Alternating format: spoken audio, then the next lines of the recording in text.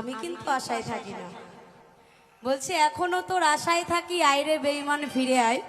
তবে যে গানটা লিখেছেন আমার শিমুল হাসান দাদা ভাই, অনেক বিখ্যাত একজন শিল্পী, সে চেয়েছে তার বেঈমান ফিরে আসুক। তবে আমি চাই আমার বেঈমান এই জীবনে আর না ফিরে আসুক। তাই বলছে এখনো তোর আশায় থাকি,